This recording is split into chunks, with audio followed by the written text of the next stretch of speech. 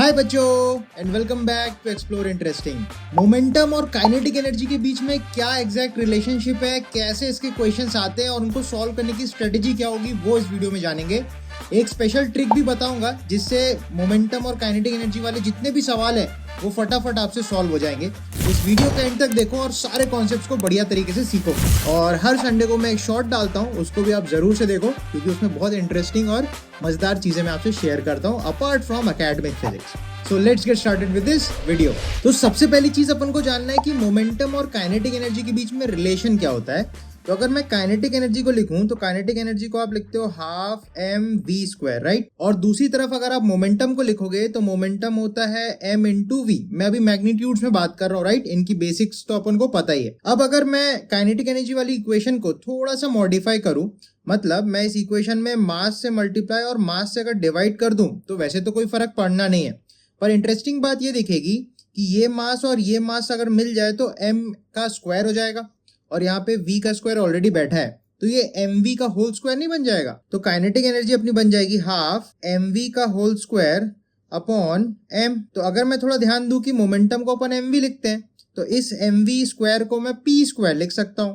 तो यहां से अपन को समझ में आता है कि यार काइनेटिक एनर्जी को अपन पी स्क्वायर अपॉन 2m करके भी तो लिख सकते हैं। तो इस रिलेशन को अपन को याद रखना है और इसके बेसिस पे कैसे क्वेश्चंस बनते हैं वो अपन फटाफट अब चेकआउट करते हैं। और उन्हीं क्वेश्चंस में मैं आपको ट्रिक भी सिखाऊंगा कि कैसे करके ऐसे क्वेश्चंस को हैंडल किया जाता है। दो कैटेगरी के सवाल होते हैं, आपको कैटेगराइज करना बहुत जरूरी है, फिर आप सवाल में वो ट्रिक लगा पाओगे। तो एक बेसिक क्वेश्चन को पहले मैं बताता हूँ कैसे सॉल्व करते हैं, फिर ट्रिक की तरफ अपन जाएंगे। तो इस सवाल में बोला है कि there are two bodies of mass 4 kg and 8 kg both moving with equal momentum, तो find the ratio of their kinetic energy.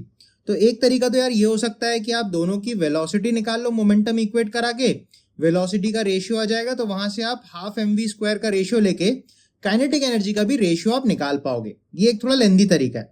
दूसरा जो हमने अभी सीखा उसके बेसिस पे अगर अपन ट्राई करें तो अपन काइनेटिक एनर्जी को लिख सकते हैं पी स्क्वायर बाय 2m। अब यहां से अपन को दिख रहा है कि kinetic energy inversely proportional to mass है अगर मोमेंटम इक्वल है या कांस्टेंट है। तो यहाँ पे क्वेश्चन में हमको बोला है दोनों का मोमेंटम बराबर है, मतलब दोनों का पी स्क्वायर वाला टर्म तो इक्वल होने वाला है, तो काइनेटिक एनर्जी सीधा सीधा मास के इनवर्सली प्रोपोर्शनल आ जाएगी, राइट। तो इसका यूज कर लो सीधा सीधा। तो आप लिख सकते हो k1 upon k2 is equal to m1 नीचे आएगा और m2 ऊपर आएगा। तो m2 जैसे 8 kg है, m1 4 kg है, तो ये आ जाएगा 2:1। तो इस टाइप के चिटपुटिये सवाल तो आप आराम से सॉल्व कर लोगे बिकॉज इनमें ज्यादा दिमाग नहीं लगाना है, सीधा सीधा फॉर्मूला लगाना है। लेकिन ज्यादा अपन को एफर्ट लगाना पड़ता है। जैसे क्वेश्चन में बोलेगा कि एक बॉडी चल रही थी, उसका मोमेंटम इतना परसेंटेज चेंज हुआ, तो काइनेटिक एनर्जी में कितना परसेंटेज चेंज आएगा। या फिर पूछ सकता है काइनेटिक एनर्जी में इतना परसेंट चेंज आया तो मोमेंटम में कितना चेंज आएगा। इस टाइप के सवाल थोड़ा सा प्रॉब्लमैटिक होते हैं या डिफिकल्ट अपन बोल सकते हैं होते हैं। तो इनको कैसे सॉल्व किया जा सकता है वो अपन चेकआउट करते हैं। तो एक जनरल वैरायटी का मैं आपको सवाल दिखा रहा हूं, इससे दो कैटेगरीज अपन बनाएंगे, ठीक है।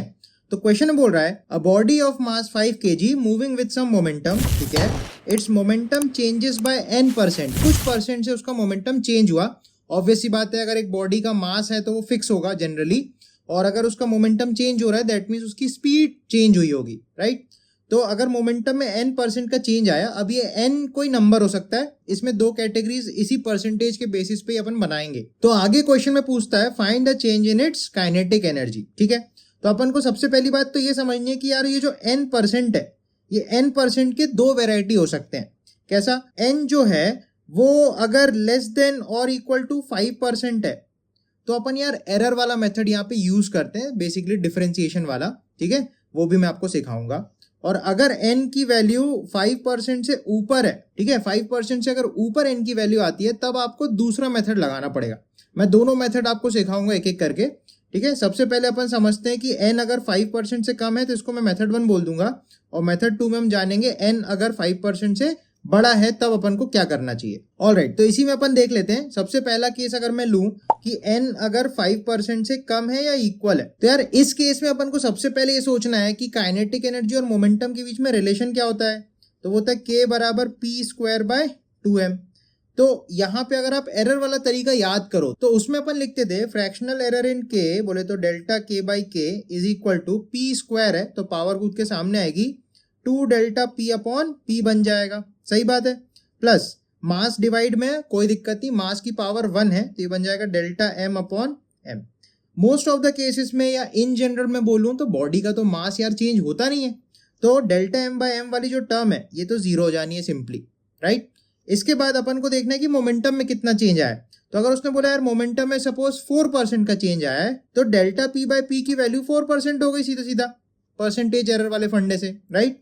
तो अगर आप इसको उठा के सीधा सीधा यहाँ पे रख दोगे तो आपको percentage change in kinetic energy मिल जाएगी। तो ये तरीका तभी काम करेगा जब आपका परसेंटेज चेंज जो है वो 5 या उससे कम हो, क्योंकि एरर्स में भी अपन पढ़ते हैं कि 5% या उससे कम का एरर झेल सकते हैं, सर्वाइवेबल है या अपन कंसिडर कर सकते हैं उसको, राइट। तो ये फंडे को अपन को ध्यान रखना है। तो अगर मोमेंटम में 4% का चेंज आ रहा है तो काइनेटिक एनर्जी में कितने का चेंज आएगा, तो आप लिख सकते हो 2 into 4%, दैट बिकम्स 8%। तो इस तरीके से अपन को एरर वाला मेथड लगाना है जब भी n की जो वैल्यू है वो 5% या उससे कम हो, राइट, 0 से 5 के बीच में। एक और इंपॉर्टेंट बात इसमें ये ध्यान रखना है अपन को कि यार अगर मोमेंटम बोल रहा है कि 4% इंक्रीज हुआ तो काइनेटिक एनर्जी को भी इंक्रीज होना चाहिए, बिकॉज मोमेंटम में जो इंक्रीज आ रहा है वो स्पीड की वजह से आ रहा है और kinetic energy is directly proportional to momentum और उसका मास तो कांस्टेंट ही रहेगा।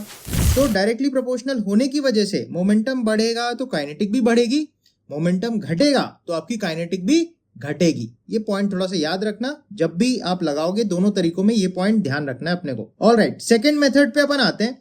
सेकंड मेथड बेसिकली अपन को ये बताता है अगर आपका n का जो वैल्यू है वो 5% से ऊपर हो, सपोज मैंने बोला मोमेंटम में 20% का चेंज आ गया तो काइनेटिक एनर्जी में कितना परसेंटेज चेंज आएगा वो निकालना है।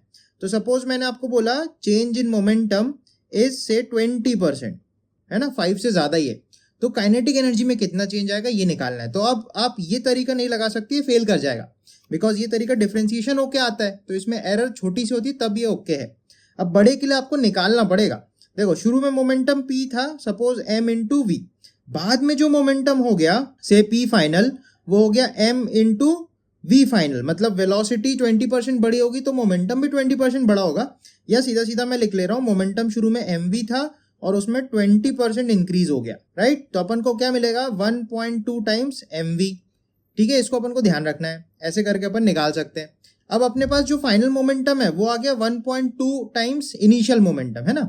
अगर मैं इनिशियल को p बोलूं तो ये 1.2 टाइम्स p हो गया। अब अपन को काइनेटिक एनर्जी में परसेंटेज चेंज निकालना है, तो जब भी परसेंटेज चेंज निकालना होता है तो अपन क्या करते हैं k final minus k initial upon k initial into 100। तो इस तरीके से हमको परसेंटेज चेंज मिल जाता है, ठीक है। तो काइनेटिक एनर्जी फाइनल अगर निकालनी है तो अपन उसमें p स्क्वायर बाय 2m वाला फॉर्मूले को ही इस्तेमाल करेंगे। तो p स्क्वायर मतलब इसका स्क्वायर होगा फाइनल वाले का, तो अपन लिखेंगे 1.2 टाइम्स p का स्क्वायर फाइनल मोमेंटम का square upon 2m minus initial momentum तो p था तो p square by 2m whole upon initial momentum p square by 2m। अगर आप इसको सॉल्व करोगे, देखो p स्क्वायर बाय 2m ऊपर से और नीचे से कॉमन लेके आप कैंसिल आउट कर सकते हो, सही बात। अब यहाँ पे बचेगा 1.2 का स्क्वायर मतलब 12 का स्क्वायर कर दो, 2 डिजिट्स के बाद डेसिमल लगा दो, तो ये बन जाएगा 1.44 माइनस 1 अपॉन 1 हो जाएगा और इंटू 100 करेंगे तो परसेंटेज आ जाएगा।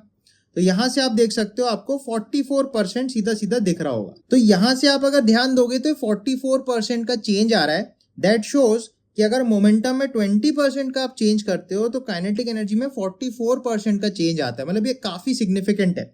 इसलिए इस केस में आपको एरर वाला तरीका यूज करना है और ऐसे बड़े चेंज वाले केस में आपको सेकंड मेथड यूज करना है जहां पे प्रॉपर आपको वैल्यू लेके ही करना पड़ेगा। शुरू की वैल्यू फाइनल वैल्यू निकालना है, फिर p स्क्वायर बाय 2m करके काइनेटिक एनर्जी के चेंज को आपको लिखना पड़ेगा, राइट। तो एक मैं क्वेश्चन आपको होमवर्क के फॉर्म में दे रहा हूं, अगर मोमेंटम में 30% का इंक्रीज होगा तो काइनेटिक एनर्जी कितने परसेंट से चेंज होगी वो मुझे आप कमेंट्स में जरूर से बताओ और लकी विनर को मैं कुछ डेफिनेटली से गिव अवे भी करूंगा। तो इस वीडियो के कमेंट्स में आप मुझे बताओ कि क्या 30% increase in momentum kinetic energy में कितना चेंज पैदा करता है, राइट। और इसके क्वेश्चंस आप ट्राई करो, बढ़िया से आप सीखो और नेक्स्ट वीडियो में हम और क्वेश्चंस प्रैक्टिस करेंगे, वर्क एनर्जी थ्योरम को आगे बढ़ाएंगे। तब तक के लिए बढ़िया से पढ़ाई करते रहो। और बहुत सारे लोग यार चैनल को सब्सक्राइब नहीं करते तो प्लीज सब्सक्राइब करो सो दैट आपको टाइमली वीडियोस मिलती रहे और अपने फ्रेंड्स को भी शेयर करो। सो इसी के साथ अपन वीडियो को कंक्लूड करते हैं, फिर मिलेंगे अपने नेक्स्ट ऑसम वीडियो में। Till then take care.